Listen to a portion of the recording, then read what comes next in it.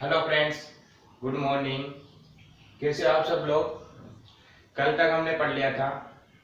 कल exercise second हमने complete कर ली थी और आज चैप्टर थर्ड के बारे में पढ़ेंगे। सबसे पहले इसकी बेसिक नॉलेज देखेंगे। सबसे पहले अपने चैप्टर का नाम है बहुपद। बहुपद मतलब पॉलिनोमियल्स। तो बहुपद क्या होता है, जिसे आप कक्षा 9 में पढ़ के आ चुके हो। कक्षा 9 में इसकी परिभाषा क्या थी? बीजीय व्यंजकों का समूह। बीजीय व्यंजक जैसे x, 2x, 3x + 1 आदि सब बीजीय व्यंजक है। इनका समूह क्या कहलाता है अपने पास? बहुपद। ठीक है, वहां पे हमने बहुपद में क्या क्या पढ़ा था? एक पदी बहुपद, द्विपदी बहुपद, त्रिपदी बहुपद ऐसे पढ़े थे। एक पदी बहुपद मतलब जैसे 3 ले लिया, ये एक पदी बहुपद हो गया। 2x + 4 ले लिया, द्विपदी हो गया। ऐसे हमने पद पढ़े थे वहां पर। ठीक, जितने पद होंगे उतने बहुपद बन जाएंगे। जैसे 3x + y + 5 ले लिया तो ये त्रिपदी हो गया। अगर जैसे हम यूं ले ले 3x + 4 + 5 तो ये त्रिपदी बहुपद नहीं कहलाएगा, क्योंकि 4 और 5 ऐड हो सकते हैं। तो 3x + 9 हो गया तो ये बन गया द्विपदी बहुपद। ठीक, ये सब हमने क्लास 9 में पढ़ चुके थे। यहाँ पे हम क्या पढ़ेंगे? बहुपद में बीजीय व्यंजकों का एलसीएम और एचसीएफ ज्ञात करना। हमने एक्सरसाइज सेकंड में पढ़ा था। क्या पढ़ा था? यूक्लिड विभाजन एल्गोरिथम से एलसीएम और एचसीएफ ज्ञात करना। यहाँ पर हम बीजीय व्यंजकों का एलसीएम और एचसीएफ निकालेंगे। इसके अलावा बीजीय व्यंजक जो है बहुपद अपने, उनके शून्य ज्ञात करेंगे। शून्य क्या होता है? कोई समीकरण है, जैसे हमने x²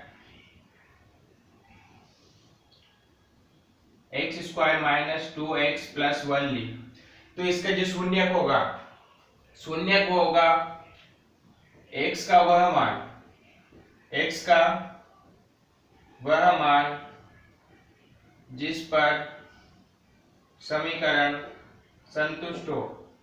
संतुष्ट होने का मतलब है x का वह मान रखेंगे जिस पर इसका वैल्यू कितनी आ जाए? 0।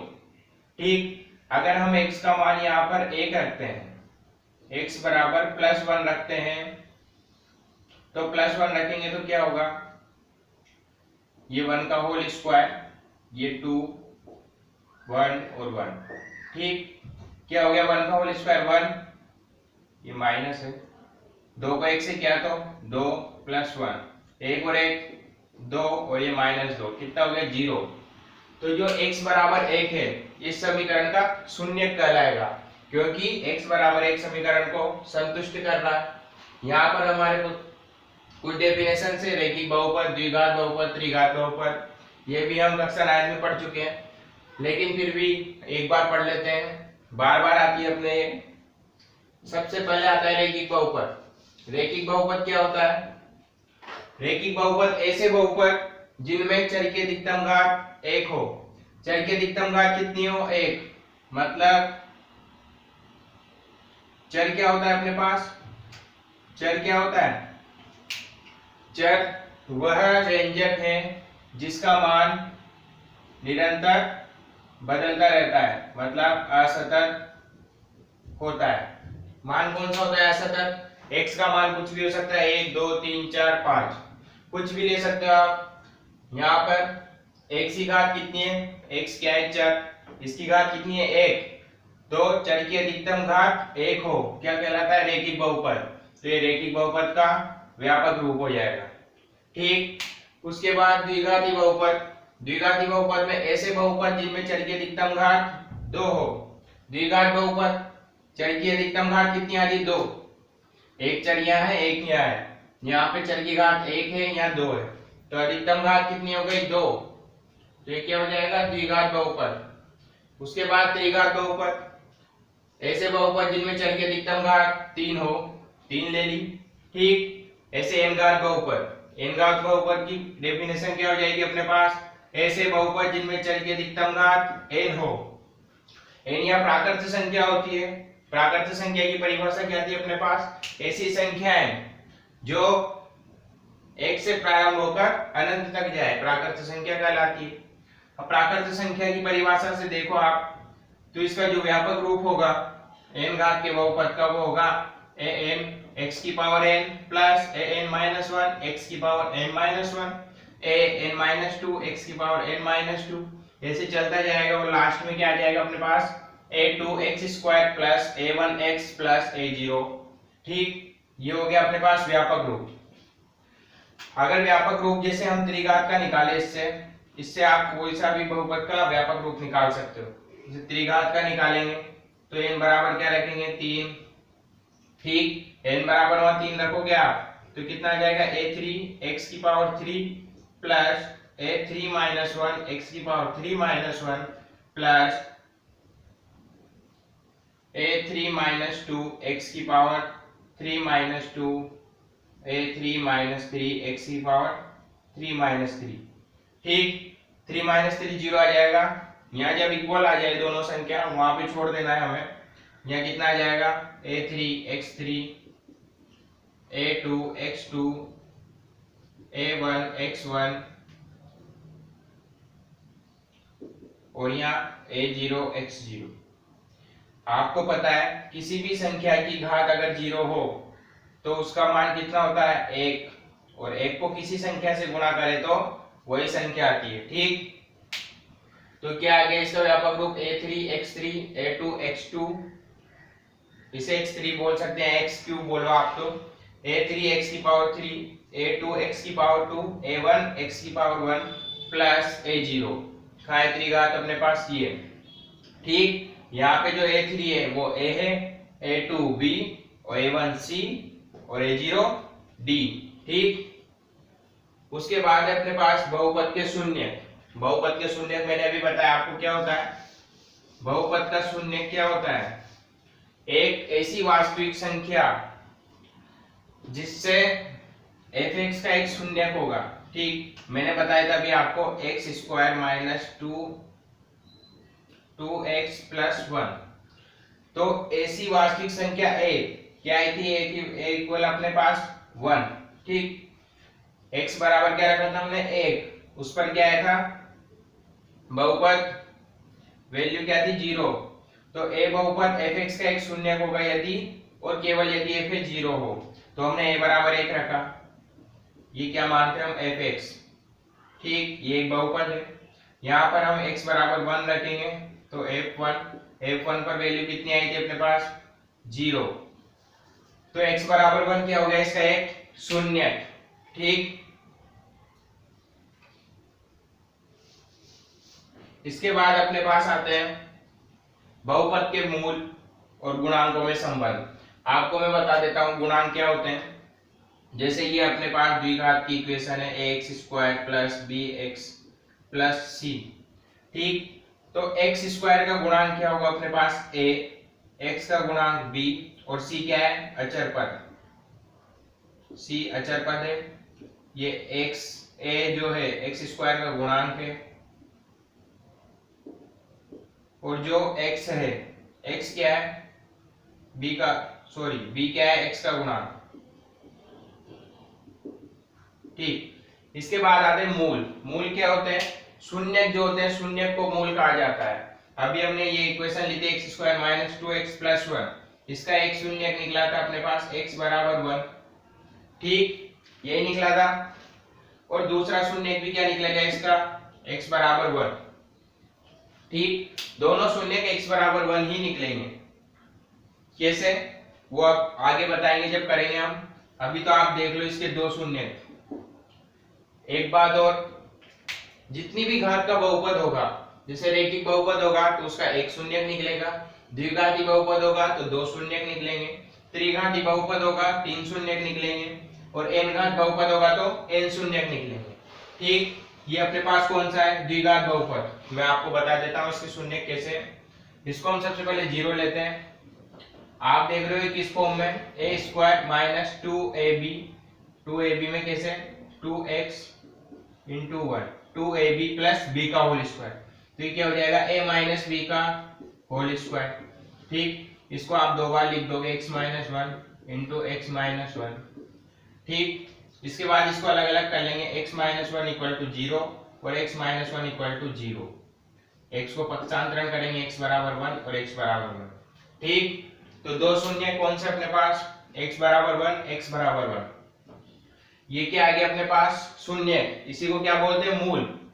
ठीक, मैंने अभी बता दिया आपको द्विघात बहुपद के दो मूल, त्रिघात के 3, n घात के n मूल होते हैं।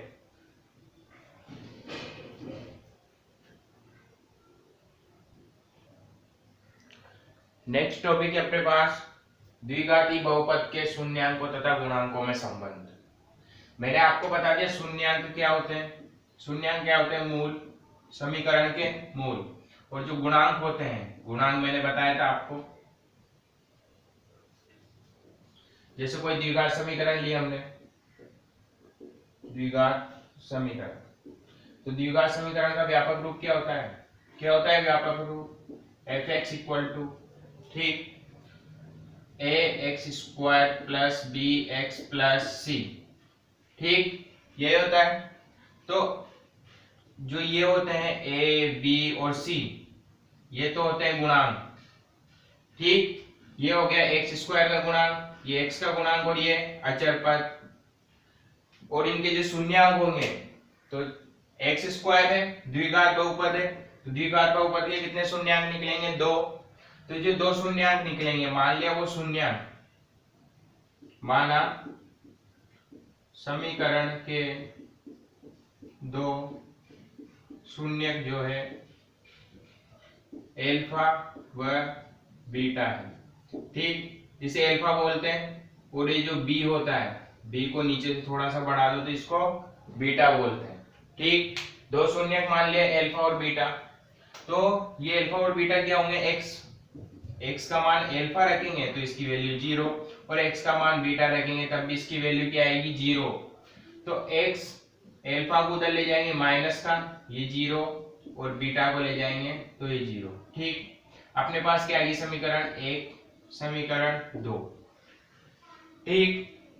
जो ये समीकरणें होती है द्विघात समीकरण, इसके हम शून्यांक निकालना चाहते हैं, इसके हल निकालेंगे तो इसकी किसके बराबर रखते हैं हम, 0 के बराबर, ठीक, 0 के बराबर रखते हैं समीकरण को, समीकरण को 0। अब आप समीकरण 1 इंटू 2 कर लो, सबसे पहले समीकरण 1 इंटू 2 करने पर एक क्या है अपने पास, x माइनस अल्फा और x माइनस बीटा इक्वल क्या आ गया, 0, ठीक। अपने पास जो समीकरण, आप इसको 2 दो, इसको 3, समीकरण 2 इंटू 3 और इसको 1, जो अपने पास समीकरण 4 आई है, समीकरण 4 और समीकरण 1 को ध्यान से देखो, दोनों की वैल्यू कितनी है, 0, दोनों की वैल्यू 0 है, मतलब दोनों बराबर है, ठीक। मतलब इसकी कोई अनुपात ले सकते हैं हम, जैसे हम बटे में बोलते हैं 3/4 अनुपात होता है, तो क्या बोलते हैं 3x अपॉन 4, ये 3x और ये 4x, ठीक। तो x क्या होता है, समानुपाती नियतांक, तो हम इसको किसी भी समानुपाती नियतांक k से भी गुणा कर दे तब भी 0 वैल्यू आनी है, क्योंकि इस पूरे की वैल्यू 0 है, 0 को कैसे करेंगे तब भी 0 ही आएगा, ठीक। तो हम इस समीकरण को कैसे, k x माइनस अल्फा और x माइनस बीटा बराबर 0 लिख सकते हैं, 0। आप k को छोड़ दो यहाँ पे, k यही है, अंदर के गुणा करो, x को x से किया x², x को माइनस बीटा से किया x बीटा, और माइनस अल्फा को x से किया तो माइनस अल्फा x, ठीक। उसके बाद माइनस और माइनस प्लस, अल्फा को बीटा से किया तो अल्फा बीटा इक्वल टू 0। के ध्यान से देखते जाओ आप, x², उसके बाद ये माइनस टर्म, ये माइनस टर्म, ठीक। इसमें x है, इसमें भी x है, तो हम क्या करेंगे, माइनस x को कॉमन ले लेंगे, यहाँ क्या बचा अपने पास, बीटा प्लस का, यहाँ अल्फा प्लस का, तो अल्फा प्लस बीटा बच गया, ठीक। और ये क्या है, अल्फा बीटा इक्वल टू 0। द्विघात समीकरण में कन्वर्ट कर लिया हमने, x² का पद अलग कर लिया, x का अलग कर लिया और अल्फा बीटा अलग कर लिया। इसके बाद हम क्या करेंगे, k को भी अंदर मल्टीप्लाई कर देंगे, k को अंदर मल्टीप्लाई करेंगे तो x² kx² minus k alpha plus beta x plus के अल्फा बीटा बराबर 0। ठीक, ये आ गया अपने पास समीकरण नंबर 4।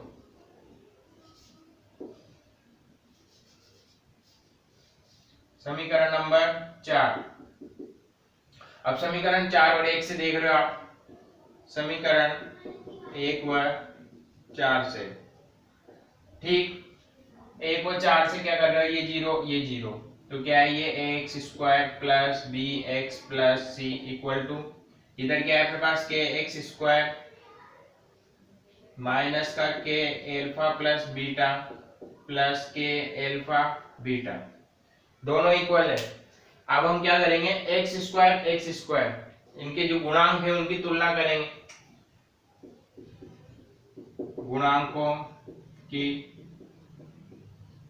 तुलना करने पर। ठीक, एक्स स्क्वायर का गुणांक क्या है इसमें, के, और इधर एक्स स्क्वायर का गुणांक ए, तो एक तो आ गया हमारे पास के बराबर ए, मतलब जो हमने के माना था वो क्या है, एक्स स्क्वायर का गुणांक, उसके बाद है एक्स का गुणांक, यह एक्स है, एक्स का गुणांक क्या है यहाँ पे, माइनस के एल्फा प्लस बीटा, और इधर क्या है बी। ठीक, सबसे पहले तो आप माइनस के को नीचे ले जाओ, तो एल्फा प्लस बीटा इधर हो गया माइनस बी अपॉन के, और के की वैल्यू यहां से ए रख देंगे, तो एल्फा प्लस बीटा बराबर बी अपॉन ए माइनस का। ठीक, ए के निकल के आ गया। थर्ड है अपने पास अचर पद की तुलना करेंगे। अचर पद क्या है अपने पास, के एल्फा बीटा, और इधर अचर पद सी, के को फिर नीचे ले जाओ, तो सी अपॉन के की वैल्यू क्या रखेंगे, ए, तो सी अपॉन ए, तीसरा ये आ गया। ठीक, जो ये आया अपने पास, तो ये क्या है, ध्यान से देखना इन दोनों को, क्या है ये दोनों मूल है, तो दोनों मूलों का योग क्या होगा, दोनों मूलों का योग माइनस बी क्या है, एक्स का गुणांक अपॉन ए क्या है, एक्स स्क्वायर का गुणांक होता है। तो अपने पास जो संबंध निकाल देते हैं हम, तो क्या निकलेगा संबंध, फर्स्ट संबंध निकलेगा alpha plus beta equal to minus B upon A. इसको हिंदी में कैसे लिखेंगे, मूलों का योगफल। ठीक, योगफल मतलब प्लस, और इधर क्या है माइनस एक्स का गुणांक, बी क्या था, एक्स का गुणांक अपॉन एक्स स्क्वायर का गुणांक। ठीक, ये फर्स्ट वाला संबंध आ गया अपने पास। सेकंड संबंध है ये क्या है, दोनों मूलों का गुणनफल इक्वल टू अचर पद अपॉन एक्स स्क्वायर का गुणांक। तो दूसरा संबंध निकल गया अपने पास एल्फा बीटा सी अपॉन ए। ये क्या आ गया, मूलों का गुणनफल इक्वल टू अचर पद अपॉन एक्स स्क्वायर का गुणांक। ठीक, एक बात ध्यान रखना, यहाँ माइनस है, यहाँ माइनस है, यहाँ माइनस नहीं है, तो योगफल क्या होगा मूलों का, माइनस एक्स का गुणांक अपॉन एक्स स्क्वायर का गुणांक, और मूलों का गुणनफल अचर पद अपॉन एक्स स्क्वायर का गुणांक। ठीक है, आप स्क्रीनशॉट ले लो। हमारे पास इसके बाद आता है एग्जांपल नंबर 1, जो अभी हमने डेरिवेशन किया उसके ऊपर आधारित है। क्या है example number 1, x square minus 2x minus 8 के शून्य ज्ञात करो, और शून्यक और गुणांकों के बीच जो संबंध है, शून्यक और गुणांकों के बीच संबंध की सत्यता की जांच करो। ठीक, हमें क्या करना है, x square minus 2x minus 8 के शून्य ज्ञात करना है। अब शून्य ज्ञात करने की आप विधि 9th क्लास में पढ़ के आ चुके हो। कौन सी विधि से करते हैं हम, गुणनखंड विधि से। गुणनखंड मतलब एक गुणनखंड विधि होती क्या है, गुणनखंड विधि एक तरह से विभाजन वाली विधि होती है, जिसमें हम क्या करते हैं, जो मध्य पद होता है अपने पास x का, जो x वाला पद है उसको दो भागों में तोड़ देते हैं, दो भागों में डिवाइड करते हैं। और दो भागों में हम कैसे डिवाइड करते हैं, इसको कैसे करते हैं डिवाइड, कि जो दो भागों में हम इसको डिवाइड करेंगे तो उसका जो गुणनफल होगा, तो गुणनफल तो किसके इक्वल होना चाहिए हमारा, इन दोनों भागों का जो गुणनफल होगा, इन दोनों भागों का गुणनफल, इसके जो भाग तोड़ेंगे हम दो, उसके गुणनफल के तुल्य होना चाहिए। और जो दो भाग इसके तोड़े जाते हैं, हम दो भागों में तोड़ते हैं इसको, -2x को दो भागों में तोड़ेंगे, ठीक, तो उनकी जो सोल्व करेंगे उसको, तो क्या आना चाहिए हमारे पास, -2x ही वापस आ जाना चाहिए, ठीक। तो हम कैसे करेंगे इसको, 9th क्लास याद आ जाएगी आपको। क्या है हमारे पास मध्य भाग -2x। मैं आपको एक और बात बताता हूं, जो हमारे पास गुणनफल होगा, हम देखो अब फर्स्ट और लास्ट वाली संख्या का गुणनफल क्या आता है अपने पास, x², और अंतिम संख्या क्या है, -8, क्या आ रहा है, -8x², ठीक। तो हमें -2x को ऐसे दो भागों में तोड़ना है जिनको गुणा करने पर -8x² आ जाए, ठीक, और उसे सोल्व करने पर -2x आ जाए। अब आप ध्यान से देखो, मल्टीप्लाई करने पर आना चाहिए हमारे पास -8x²। आप देख रहे हो माइनस का चिन्ह, माइनस का चिन्ह क्या शो कर रहा है कि दोनों संख्याओं को गुणा करने पर माइनस की संख्या आनी चाहिए। तो दो संख्याओं को जब गुणा करेंगे तो माइनस कब कब आता है, तब एक प्लस हो और दूसरी माइनस की संख्या हो। तो कौन सी संख्या आती है अपने पास, माइनस की। मतलब ये तो क्लियर हो गया कि जो माइनस की संख्या है, माइनस की संख्या लानी हमें, तो हमें जो दो भागों में तोड़ेंगे, जो इसके दो भाग तोड़ेंगे हम, तो एक तो होगा प्लस का भाग और एक होगा माइनस का भाग, ठीक, ये बात क्लियर हो गई। उसके बाद सेकंड क्या है, जब उसे सोल्व करेंगे तो -2x आना चाहिए, -2x। यहाँ भी क्या आ रहा है अपने पास, माइनस, तो माइनस का मतलब क्या हो गया, जब इन दोनों को सोल्व करेंगे तो माइनस की संख्या बड़ी होगी, तो माइनस की संख्या बड़ी होगी तभी क्या आएगा अपने पास, -2x। तो ये संख्या क्या है, बड़ी, और ये क्या है, छोटी, ठीक। इतनी बात पता लगा ली हमने। अब इनके दो गुणनखंड निकालेंगे, ठीक। 8x² है अपने पास, तो ये क्या है, जो इसका गुणांक है, माइनस को छोड़ दो, अभी गुणांक पर ध्यान दो, 8। तो 8 के क्या क्या गुणनखंड निकल सकते हैं अपने पास, 2 into 4 होता है, 4 into 2 होता है, और बस दो ही गुणनखंड होते हैं। बात बराबरी दोनों को 2 into 4 करो या 4 into 2 करो।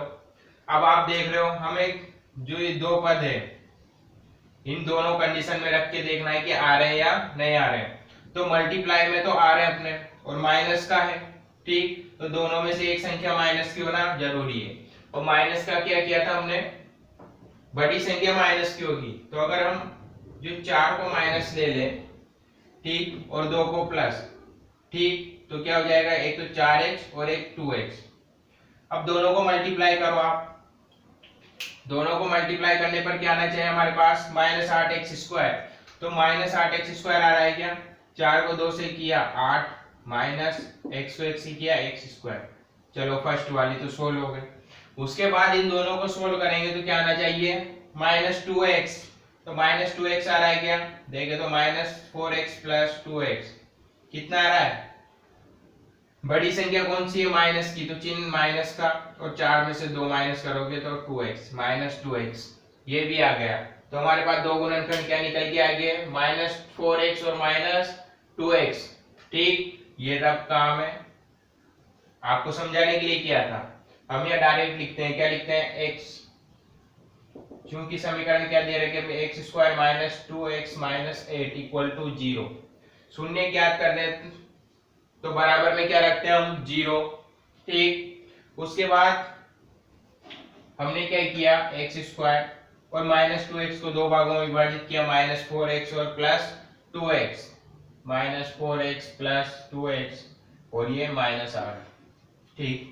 सेम वैसा ही चलेगा, कुछ भी नहीं करना है, बस हमें इसको दो ऐसे भागों में तोड़ना है जिसको अगर हम गुणा करें, इन दोनों को गुणा करने पर जो संख्या आएगी वही संख्या इन दोनों को गुणा करने पर आनी चाहिए, और इन दोनों को सोल्व करने पर ये मध्य पद आना चाहिए, ठीक।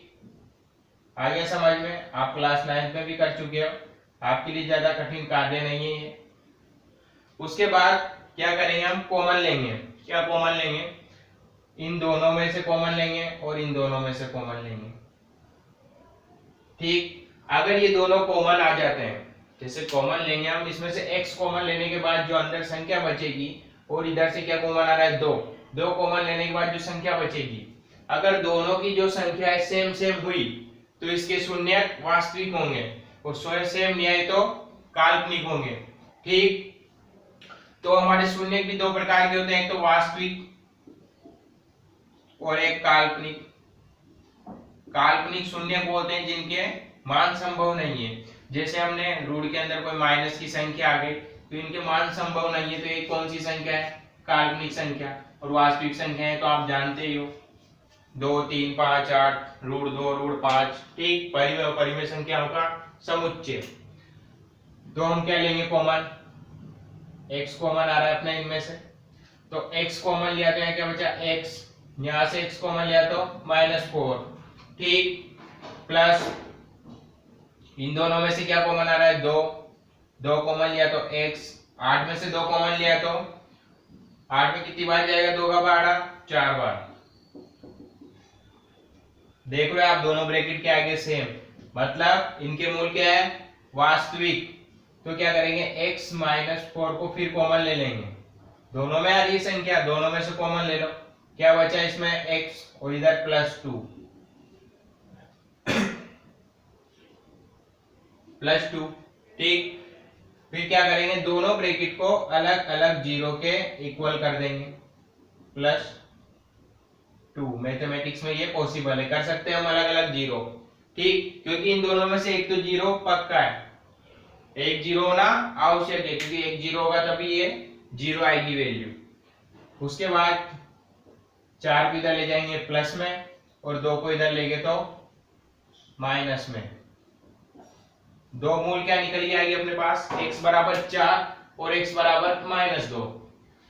तो ये क्या निकल के आगे, मानते क्या है हम, पहले को अल्फा लिख दो, दूसरे को बीटा लिख दो। दो मूल आ गए अपने पास, अल्फा बराबर 4, बीटा बराबर -2। उसके बाद दो शून्यक निकाल चुके हम।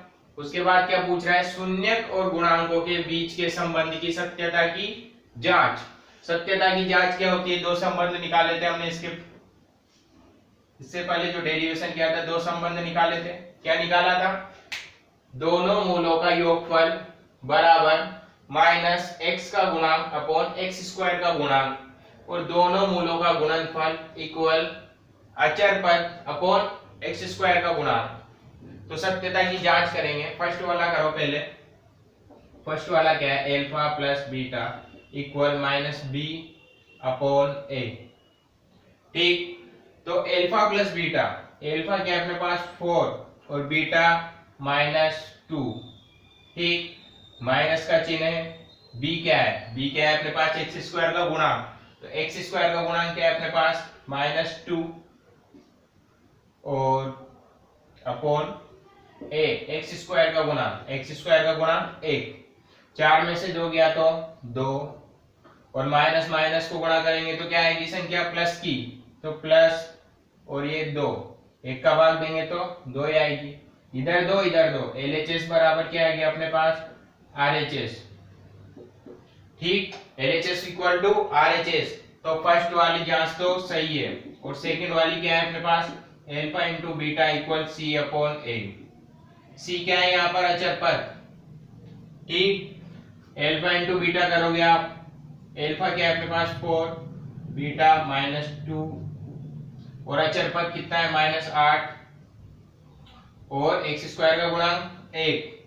4 को 2 से करो 8, ये प्लस ये माइनस, क्या हो गया माइनस, और 1 को -8 से डिवाइड करोगे तो -8। यहाँ पर भी LHS इक्वल टू क्या आ गया, RHS। तो सत्यता की जांच हो गई, दो शून्यक निकल गए, मतलब दो जो शून्यक हमने निकाले हैं वो बिल्कुल सही है। सेम क्वेश्चन है एग्जाम्पल नंबर 2। इसमें इक्वेशन क्या है अपने पास, 3x² + 5x - 2। इसमें भी हमें शून्यक निकालना है, और शून्यक और गुणांकों के बीच संबंध की सत्यता की जांच करनी है। ठीक, तो हम इसको भी क्या करेंगे, 5x को दो भागों में डिवाइड करेंगे। अब दो भाग कौन से होने चाहिए, जिनको मल्टीप्लाई करें तो क्या आना चाहिए, 3x को -2 से करेंगे तो क्या आना चाहिए, -6x²। ठीक, इसमें भी आपको पता है माइनस की संख्या आ रही है, तो एक संख्या माइनस की होगी अपने पास, एक प्लस की होगी, और यहाँ क्या है +5x, तो सोल्व करेंगे तो कौन सी संख्या आ रही है, प्लस की, तो प्लस की संख्या बड़ी होगी और माइनस की संख्या छोटी होगी। ठीक, ये सब अपने पास है। इन तीनों चीजों से हम क्या करेंगे, 5 को दो भागों में डिवाइड करेंगे। ठीक, तो गुणा करने पर कितना आ रहा है, 6। तो 6 किस कब कब आता है, जब 1 को 6 से करें हम, ठीक, और 2 को 3 से करें, इसके अलावा पॉसिबल नहीं है। ठीक, उसके बाद क्या करना है, एक माइनस की लेनी है, एक प्लस की लेनी है, और एक छोटी और एक बड़ी। तो छोटी कौन सी, हम इसमें छोटी कौन सी लेनी, माइनस की, तो आप फर्स्ट वाला देखो एक बार, -6, और बड़ी किससे लेनी, प्लस की, तो -1 और +6, और ये वाली क्या है, छोटी किसे लेनी है हमें, माइनस की, तो छोटी -2 और +3। अब इसको सोल्व करके देखेंगे अपन दोनों को क्या आता है। ऊपर वाली सोल्व करोगे तो क्या आ रहा है, +5, और नीचे वाला करोगे तो +1, जबकि हमें क्या लाना है, +5, तो हमारी कौन सी सही है, ऊपर वाली, तो क्या आ जाएगा, एक तो -x और एक +6x, ये दो भागों में टूट जाएगी। ठीक है, आ गया ना ये समझ में कैसे करते हैं। जो 5x को तोड़ेंगे तो उनका गुणनफल क्या आना चाहिए, फर्स्ट और लास्ट को गुणा करने पर जो आएगा, तो फर्स्ट और लास्ट को गुणा करने पर क्या आ रहा है अपने पास, -6x², और इसको तोड़ेंगे तो गुणनखंड क्या क्या बन रहे इसके, 1 इंटू इसके गुणनखंड नहीं, इसके गुणनखंड क्या बन रहे 6 के, 1 इंटू 6 और 2 इंटू 3। तो हमने फर्स्ट वाले से किया, सबसे पहले हमें ये और बात निकाल ली थी कि छोटी संख्या माइनस की होनी चाहिए और बड़ी संख्या प्लस की, तो इन्हें सोल्व किया तो +5 आया, इन्हें सोल्व किया तो क्या आया था अपने पास, +1।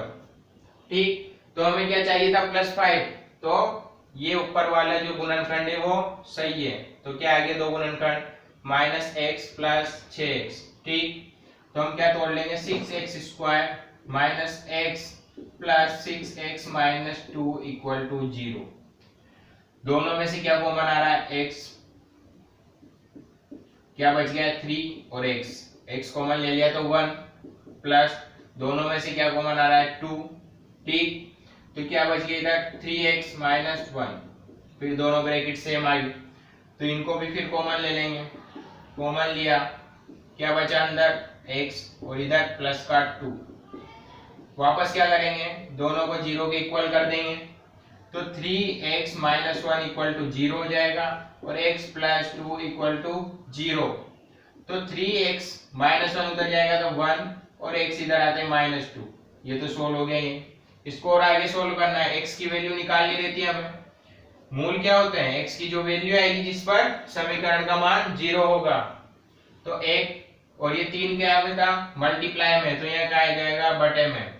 ठीक, तो एक तो आ गई x की वैल्यू 1/3 और एक आ गई x की वैल्यू -2, तो एक तो हो गया अल्फा = 1/3 और बीटा = -2।